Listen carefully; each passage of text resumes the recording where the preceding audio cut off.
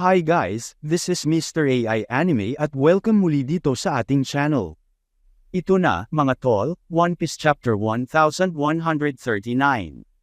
Gaya ng dati, bago tayo magsimula, huwag kalimutang mag-subscribe at i-like ang video na ito bilang suporta sa ating channel.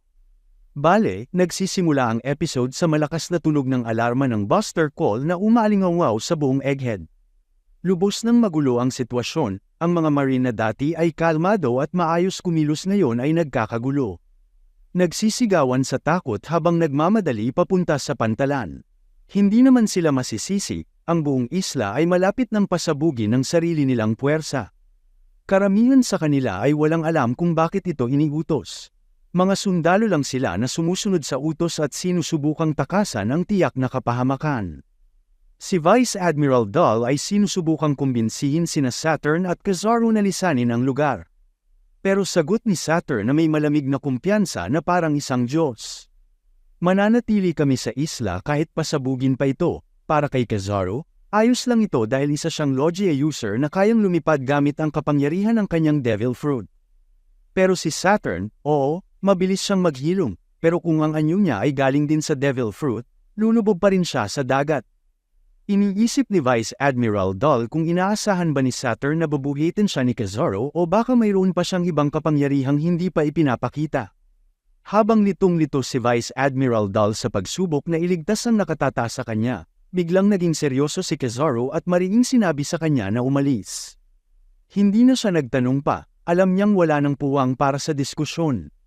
Samantala, halos mabaliw na si Dr. Vegapunk. Hindi niya maintindihan kung bakit magugutos si Saturn ng Buster Call sa Egghead. Gusto mo akong patayin? Sige, marahil iniisip niya. Pero ang islang ito ay puno ng makabagong siyentipikong pananaliksik, mga prototype, at mga pabrika. Isang tropikal na isla sa gitna ng taglamig, isang pambihirang tanawin. Alam niyang ang pagsira rito ay makakasama sa buong mundo. Magbabalik sa katauhan ng 100 taon sa nakaraan. Nakiusap siya kay Saturn na magbago ng isip, tinawag pa niya si Kizaru, ang dati niyang kaibigan. Pero hindi na siya matingnan nito sa mata, habang tumatagal, mas nagiging malinaw na ayaw talaga ni Kizaru sa sitwasyong ito. Pero hindi natinag si Saturn, nagbigay ito ng mahinang dahilan. Baka may tinatago ka pang makakasama sa world government. At pagkatapos ay binitawan ang matinding pahayag. Hindi na kailangan ng mundo ang karagdagang pag-unlad. Para kay Saturn, tama yun, kapag nasa kamay ng tao ang teknolohiya at impormasyon, mas mahirap para sa isang mapanupil na gobyerno na manatili sa kapangyarihan. Maaaring magbahagi ng balita ang mga tao nang walang kontrol mula sa pamahalaan at maaari silang lumaban pabalik. Yumuko si Dr. Vegapunk, nananabik na ipagtanggol ang kanyang imbensyon at kung paano ito makakatulong sa katauhan. At doon na naalala ni Saturn na parang matandang demonyong gagamba ang isa pang kwento para lalong saktan si Dr. Vegapunk. Alam niya ang tungkol sa barkong ginamit para lumikas ang mga mananaliksik mula sa isla kahapon. Dapat ay nakaalis na sila bago pa dumating ang blockade ng Marine. Pero nakita pa rin sila ni Saturn at iniutos niya sa isang barkong pandigma na humiwalay sa pangunahing puwersa para habulin at patayin ang mga inosenteng yun. Halos hindi makapagsalita si Dr. Vegapunk sa pagkabigla. Dinagdagan pa ni Saturn na sa lahat ng nangyari, natural lang na isipin na may ilan sa kanila na nakaalam tungkol sa Void Century. Nagsisiguro lang ako, doon ay nakahanap ng boses si Dr. Vegapunk. Galit na sinigawan si Saturn. Wala ni isa sa kanila ang may ginawang krimen kahit sa pamantayan mo. Isa itong malawakang pagpatay. Ginawa ni Saturn ang Buster Call sa Egghead na mas matindi pa kaysa sa nangyari sa O'Hara. Kahit si Spandam noon ay pinaalis muna ang mga inosente, pero si Saturn ay walang pakialam. Gusto niyang walang matirang buhay.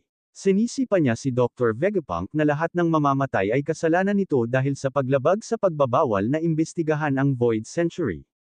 Tinawag pa niyang kasakiman ang pagnanais ni Dr. Vegapunk sa kaalaman.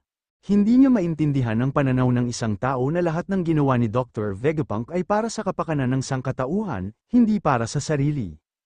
Halos wala ng marine sa isla, sumampa na silang lahat sa mga barko at tanging ang mga pacifista na lang ang naiwan. Malapit nang maging handa ang lugar para sa pambobomba. Pero hindi lang nakaupo ang Straw Hats, sina Frankie, Sanji, Atlas, at ang walang malay na sina Kuma at Bonnie ay nakarating na sa vacuum rocket. Dahil wala ng Marine at abala si Saturn sa pagmamalaki, walang pumipigil sa kanila. Pero naalala ni Bonnie ang problema, naiwan si Dr. Vegapunk. Ngumiti lang si Sanji at sinabing huwag mag-alala, hindi maganda na mahati ang puwersa nila. Pero nangako si Luffy na ililigtas ang matandang siyentipiko. At kung may makakapagligtas dito mula kay Saturn, iyon ay si Sanji, lalo na't babae ang humiling sa kanya. Pagkasakay ng 4 sa rocket, agad na umalis si Sanji at tinawagan si Nami. Kailangan nilang ayusin ang susunod na galaw, hindi maganda ang sitwasyon sa Labo Phase. Lalong lumala nang malaman nilang tatamaan sila ng Buster Call. Agad na nagpanik sina Usopp at Chopper, si Robin ay wala pa ring malay kaya si Nami ang kumilos at ipinaliwanag ang sitwasyon kay Sanji. Patuloy pa ring naglalaban sina Zoro at Rob Lucci pero papunta na si Jinbei para pigilan yon. May mga natirang natural na ulap na naging suporta sa mga nagyelo. Dahil dito, parang dumudulas lang sa lupa ang Sunny. Pero may isang malaking problema. Wala silang paraan para pigilan ang Sunny kapag umabot ito sa dulo ng Labo Phase. Hindi pwedeng mag-angkla sa ulap, kaya kung wala silang maisip na solusyon agad, diretso itong mahuhulog sa Frontier Dome.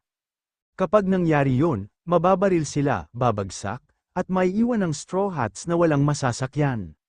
Habang nauubos ang oras nila, halos lahat ng barko ng Marine ay nakaalis na sa pantalan. Napansin nila na may proteksyon pa rin ang itaas na bahagi ng isla kaya plano nilang sirain yun sa pamamagitan ng puwersa.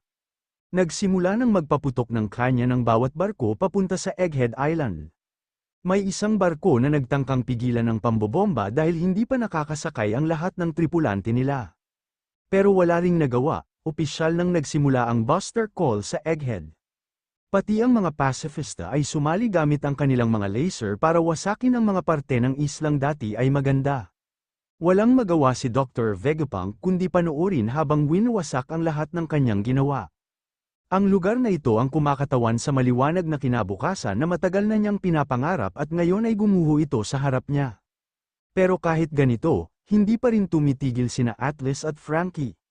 Malapit nang makarating ang rocket sa Lab Stratum, aliw na aliw si Franky sa bilis nito. Ngunit habang umiikot ang kapsula sa paligid ng isa sa natitirang gusali, isang napakaliwanag na ilaw ang tumama sa direksyon nito. Ang espada ni Kizaru ay kasing bilis ng rocket at ngayon ay ginamit niya ito ng todo. Hindi lang niya sinira ang tubo, pinutol pa niya mismo ang rocket sa gitna. Tanging isang espada na gawa sa liwanag lang ang makakagawa ng ganitong bagay sa bilis na ito. Dahil wala ng tubo para gabayan ito, lumilipad na ng walang direksyon ang sirang rocket at walang humahawak para protektahan ang mga sakay nito. Galit na galit si Sanji, inaatake ni Kizaru ang mga taong hindi naman lumalaban. Sumigaw siya kay Bonnie na pupuntahan niya ito para iligtas. Nakakita si Saturn ng pagkakataon para sa kanyang malupit na biro. Inutusan niya ang mga pacifista na barilin ang mga taong nahuhulog mula sa langit. Nakakatawang malupit para sa kanya na si Kuma, ang lalaking isinakripisyo ang buhay para iligtas si Bonnie, ay gagamitin ngayon ang kanyang mga kopya para patayin ito. Itinaas ng mga higanteng robot ang kanilang mga kamay at sinimulang i-charge ang kanilang mga laser. Pero bago sila makaputok, ang totoong Kuma, kahit halos wala ng malay, ay hinayla si Bonnie at tinakpan pa nito ng kanyang katawan. Kahit nasa bingit na ng kamatayan, gagawin niya ang lahat para protektahan ang kanyang anak. At ngayon na siya ang pinakamalaking target, malamang ay maprotektahan din niya sina Franky at least mula kay Saturn. Para kay Saturn, walang saysay ang lahat ng ito, isang walang kabuluhang laban sa hindi maiiwasan. Hindi niya talaga nauunawaan ang sangkatauhan, tumingala si Dr. Vegapunk na walang magawa.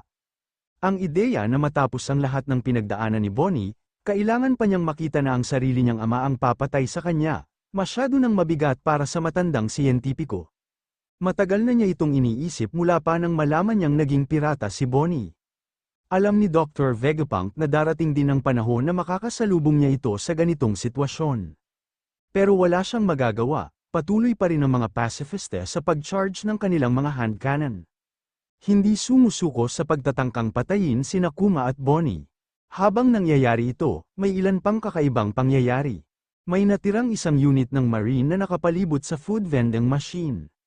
Si Luffy naman ay busog, nakahiga at parang malaking lobo sa sobrang kinain. Kailangan niya ang pagkain para makabawi matapos gamitin ang Gear 5 laban kay Kizaru. Kung may dala ang mga marine na Sea Stone Cuffs, posibleng mahuli nila ang isang Emperor of the Sea. Pero kapag busog si Luffy, mas delikado siya at masasabi nating handa na ulit siya sa laban. Sa gitna nito, dumating ang nakakagulat na balita mula sa barkong ipinadala ni Saturn para patayin ang mga evacuee mula sa Egghead. Matindi silang natalo, wasak ang barko at hati ito sa dalawa. Dahil tinawag ni Saturn na warship iyon, siguradong mahirap itong sirain. Isa sa natitirang marine mula sa barkong iyon ang nagtangkang makipag-ugnayan kay Kizaru gamit ang Dendenmushi. Ano man ang gumawa nito, papunta na ito sa Egghead. So, ayun na ang kabuuan ng video natin. At kung nagustuhan mo, ay huwag mo sanang kalimutang mag-iwan ng like at subscribe dahil napakalaking tulong na niyan para sa ating channel. Maraming salamat. This is Mr. AI Anime, and see you guys again on my next video.